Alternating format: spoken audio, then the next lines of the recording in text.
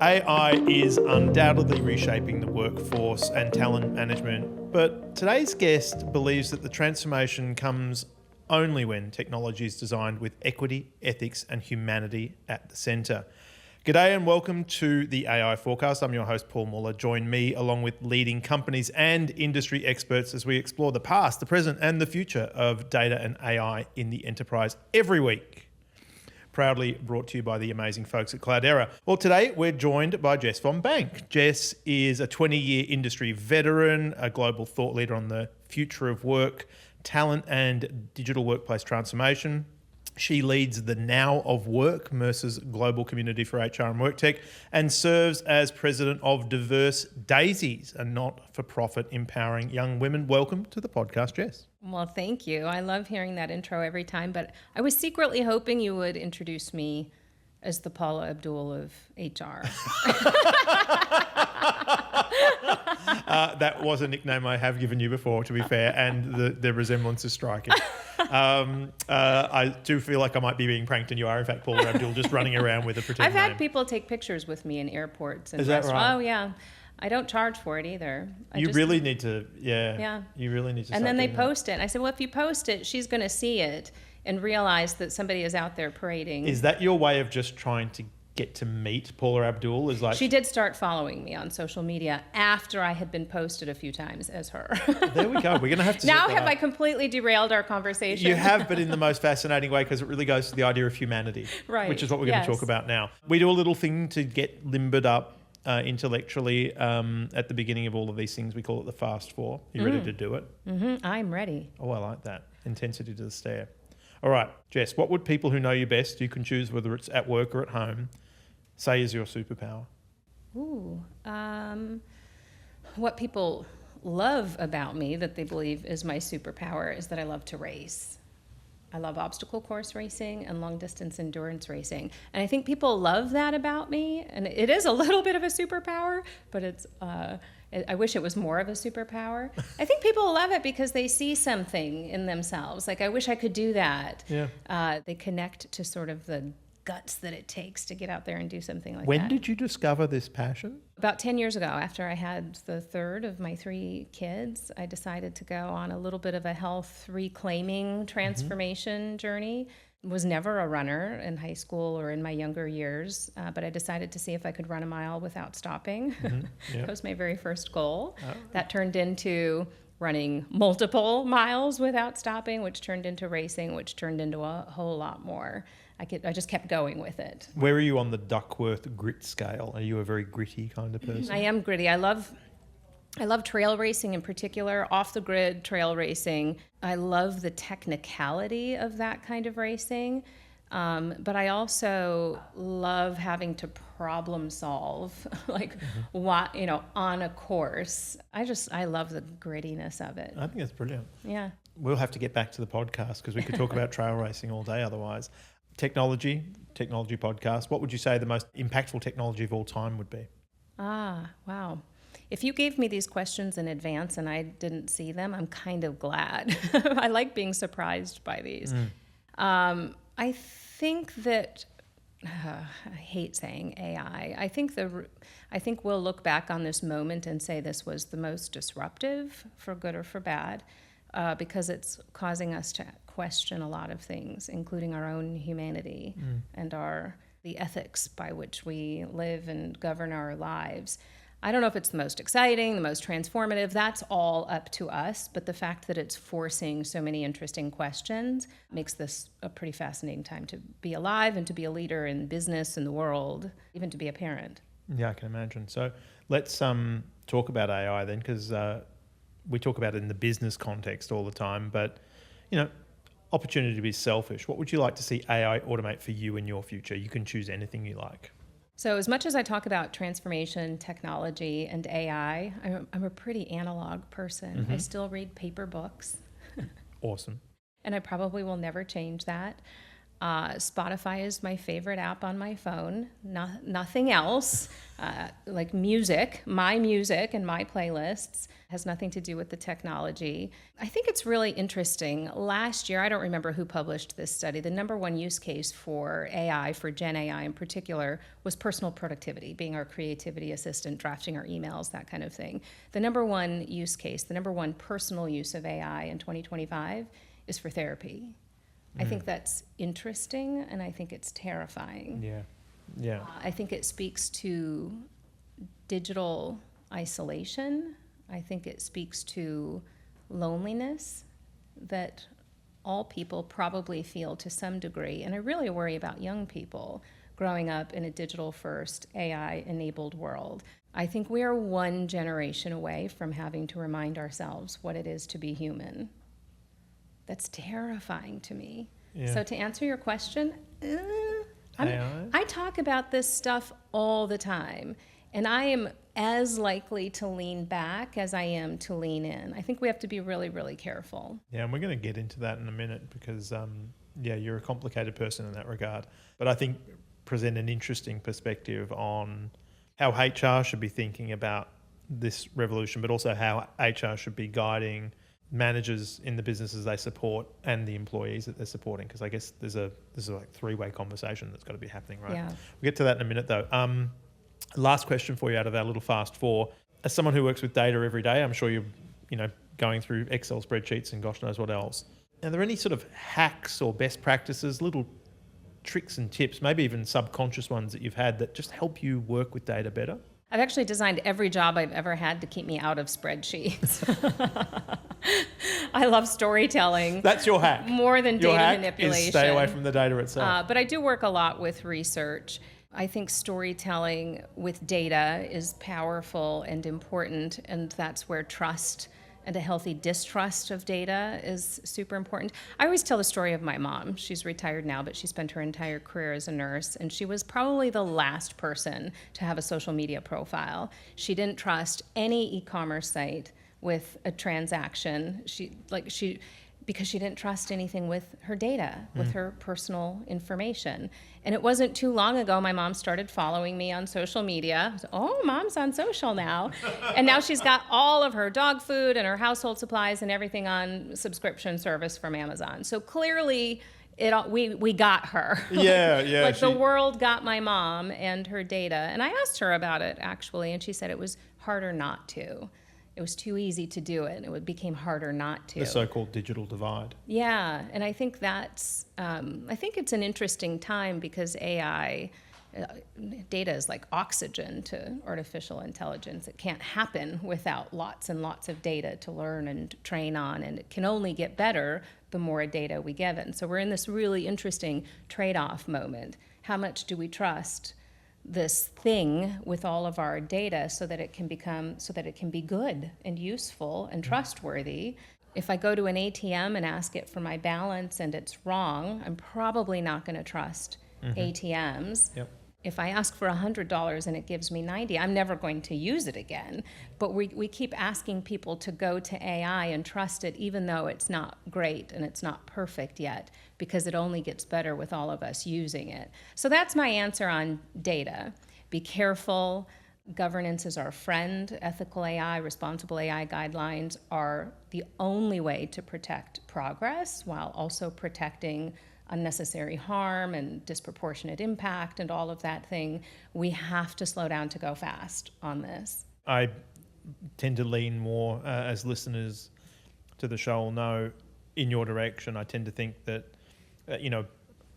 I'm going to grossly simplify to make my point, a benevolent dictatorship when it comes to this stuff is much more helpful than the rampant free market, because I can't see that ending well. But simultaneously, we talked before the show about the big challenge at the moment as we start to talk about setting policy is it reminds me a lot of COVID-19.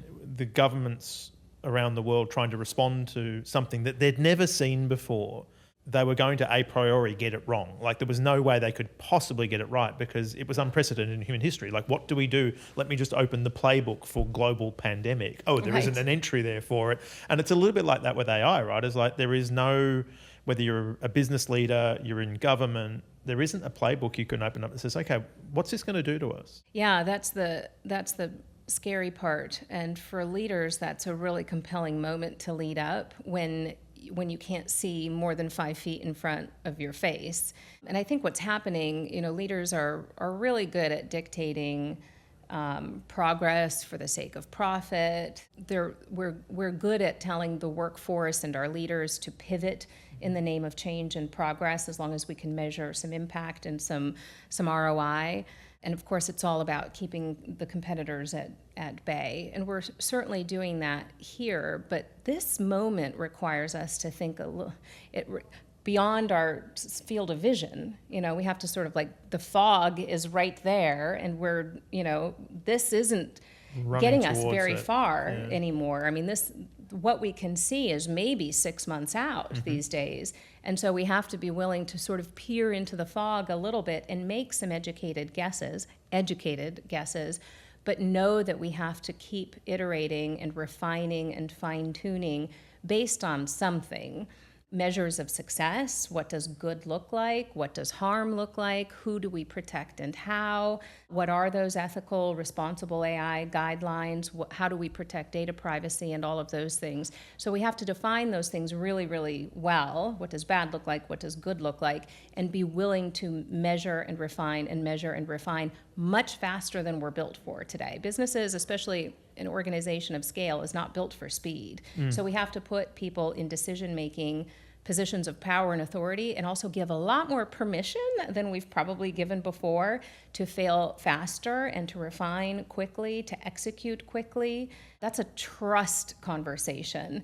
So I think the leadership opportunity is create more leaders, create more trust, give more permission to move swiftly, but then be very, very specific and concrete about how to protect against bad and how to protect progress for good. This is such a broad issue. You and I could probably talk for hours on this, because if I think about it, you've got HR is one of those terms you probably dislike, I'm going to guess, right? It's kind of a bit of a loaded term. What does it even mean? Right. Like the word resources is even a little bit ick. But the human part of it, right? The humanity of the role, I think, is what I want to focus on. It seems to be what is your North Star, is the people element of it. But a lot of what I think people are perceiving about AI in relation to the workplace revolution is, it's the media. If it bleeds, it leads. Mass layoffs due to automation. We're, pretty much reading about that all the time. So there's a lot of uncertainty there. And again, I'm assuming, people in your profession are having to talk to employees about, this uncertain bogeyman that might be chasing them out of a job, which I can only imagine the uncertain must be even more unsettling. And yet, at the same time, HR is at the forefront of utilising technology like AI to automate the process of, for example, candidate screening and so forth. Yeah. So do you feel that tension at all of, hey, I really need to be embracing this to help me do my job better, potentially, but equally, I've got to be careful about where and how I employ it, just in case I have these unintended consequences? Mercer has done a lot of research around this, and there are some interesting data points to support what you just said. First, the more people use AI for personal productivity or for workforce efficiency hacks, generally speaking, the more people use AI, the more fearful they are that it will actually replace them. I did not expect So it's that. not like the more you know, the better you feel. The more you know, the more you realize you might be screwed. Yeah. Because once you have that aha moment, you're like, oh, dang, this can do 80% of what I do today. I'm replaceable, not irreplaceable. We all want to feel like we're snowflakes. Right. Nobody can do what we can do as well as we can do it. So the more you use it, the more you actually fear not it, but its ability to replace you. That's good to know. And the other thing that came out in our research, of all the business leaders who could speak about the impact, positive or negative, of AI on work, jobs, people, the person who has the most influence is HR. It's the people leader. That's who we trust the most, because they must know, they are the stewards of work and the workforce, of course. And we also expect them to have our backs. They're responsible for payroll and personnel and workforce experience. We sort of, out of all business leaders, we think more than the CFO or the CEO, You're the one that should be looking out for people. So when HR speaks, we trust them the most. So that's an opportunity. The more we're driving AI adoption. Come on, everybody, get on board. Hack your own job. Be more efficient at your own peril. But we need to follow that up. We need to lead with hack your job so that, find efficiency gains, and then give people a path beyond their own job. Stop rushing to protect jobs. That's like the Darwinism of work. We should want that kind of healthy innovation, efficient progress. You're comfortable with that? Yes, stop rushing to protect jobs. We don't have elevator operators pushing buttons. We don't have gaslight, lamp lighters walking the streets anymore.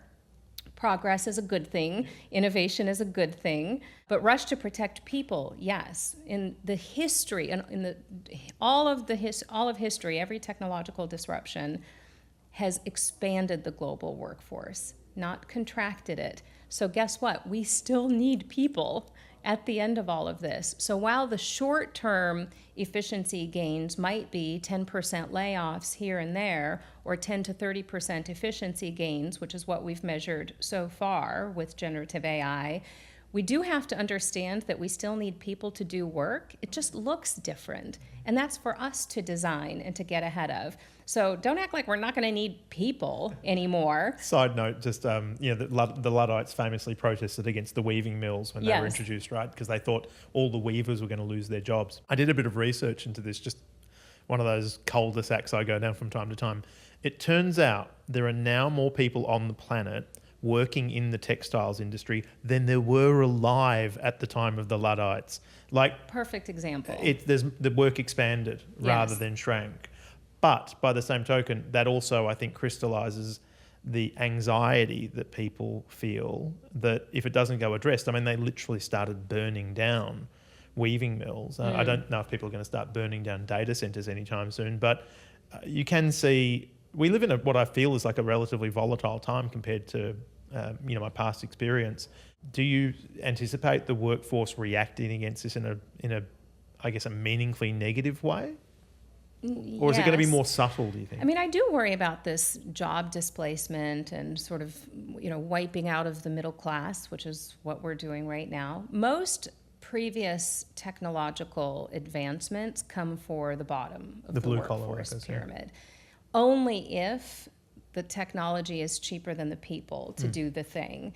This is the first time we've seen a wave of technology where it's actually cheaper to automate everything at the bottom of the workforce pyramid too. So you drive into a McDonald's drive-through or you walk into the restaurant, you're more likely to order from a machine than a human these days, and that's happening faster and faster. So even the call center jobs and the quick service restaurant and the hospitality and the retail jobs that we sort of left alone before because it was cheaper to employ people than to automate those things, now that's even no longer true. So this is coming for the bottom of the workforce pyramid, the middle of the workforce pyramid. That's our economy. Yeah. That is our global economy. So if we're driving all of this innovation to produce more, if we're, producing more consumer goods and producing more services for customers, we can't wipe out the actual consumers and customers. Otherwise, there will be nobody to buy the things that we're producing even faster than before. So we have to be careful. And I think if there's a workforce revolution, it will be more of a human revolution to say, well, wait a minute. How are we supposed to have, what's the means to the end here? And what are my means to the end to pay bills and to participate in society and to actually have a thriving economy?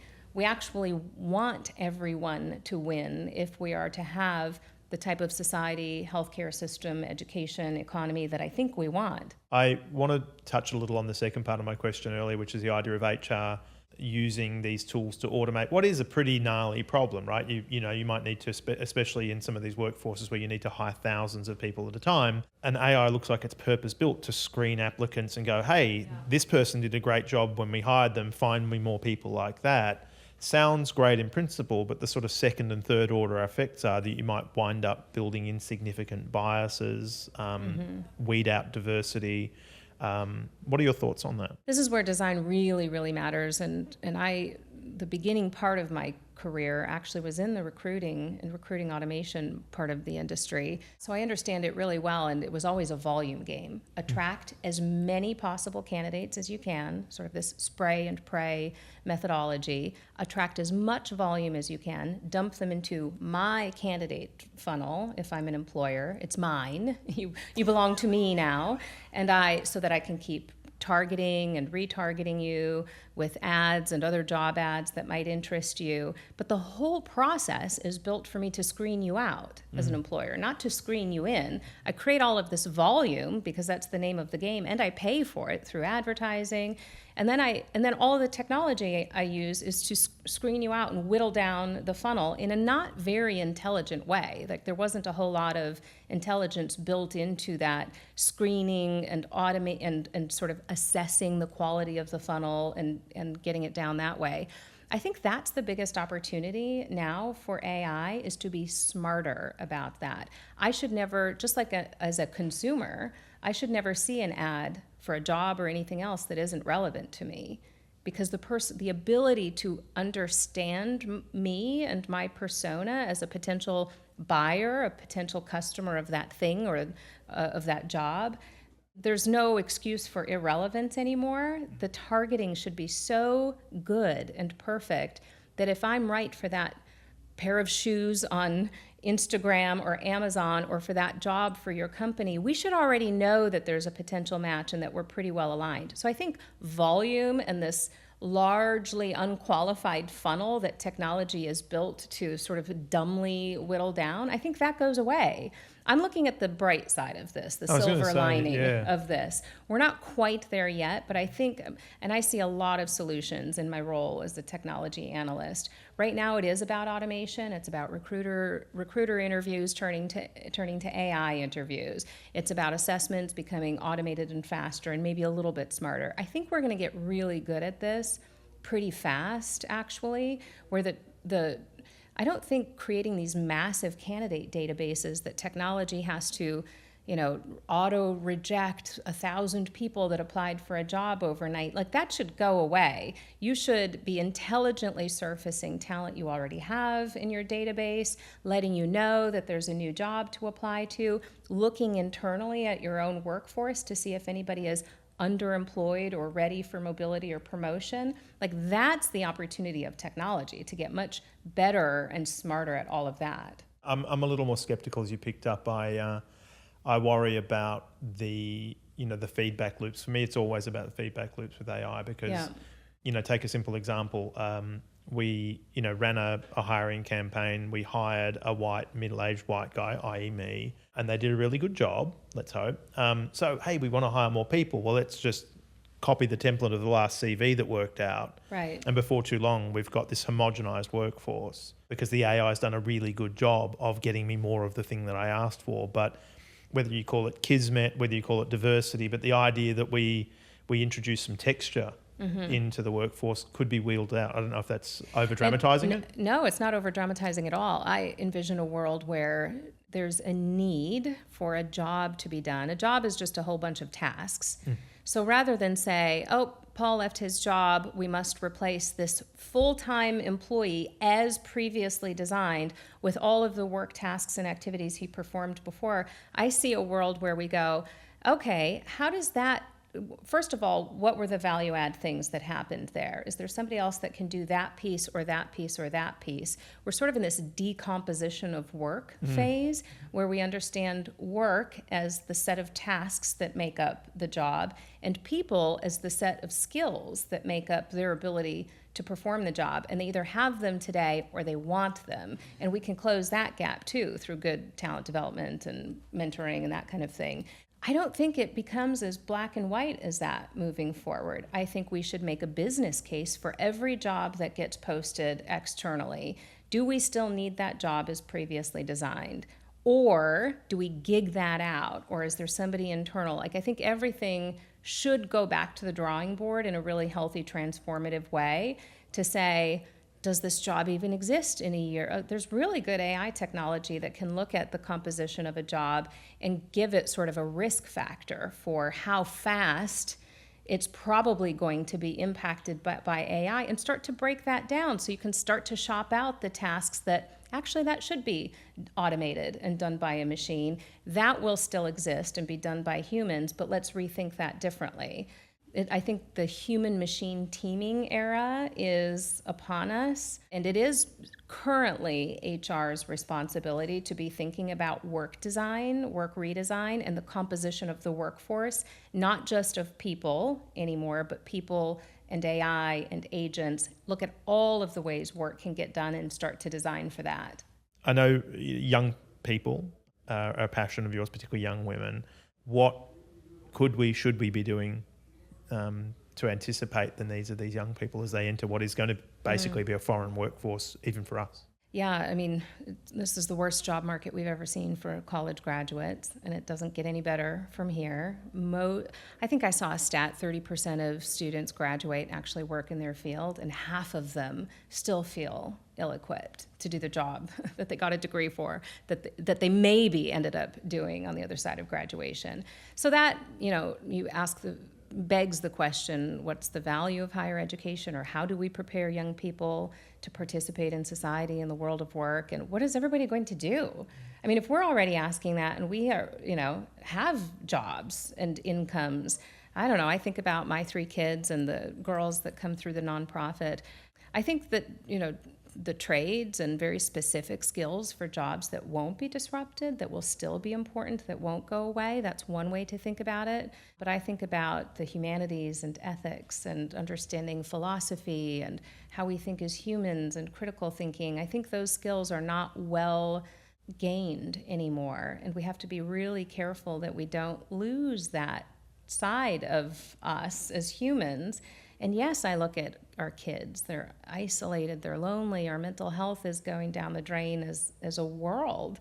And so I think about all of the good things that can happen and all of the bad things that can happen if we're not careful. And I hope that we can teach young people how to think for themselves, how to design the world that they want to participate in. It's not about our generation, it's about the one coming behind us. Inspirational and thought-provoking at the same time. If people are interested in learning more, dig into the space, where can they go? Well, Mercer puts out a lot of thought leadership and research about impact on the workforce, future of jobs, future of AI. If you want to follow something really enlightening for a timeline cleanse, you can always follow Diverse Daisies. We have really incredible adventures, and I write about this stuff all the time. So people are welcome to follow me as well. I love it. Well, thank you so much for joining us on the podcast. Thank you. Brilliant stuff. Well, if you like what you heard, make sure to like, share and subscribe. Thank you again to Cloudera for sponsoring the AI Forecast. If you do want to leave a comment, you can always catch us up on LinkedIn using the handle @Cloudera. With that, we'll see you all next week.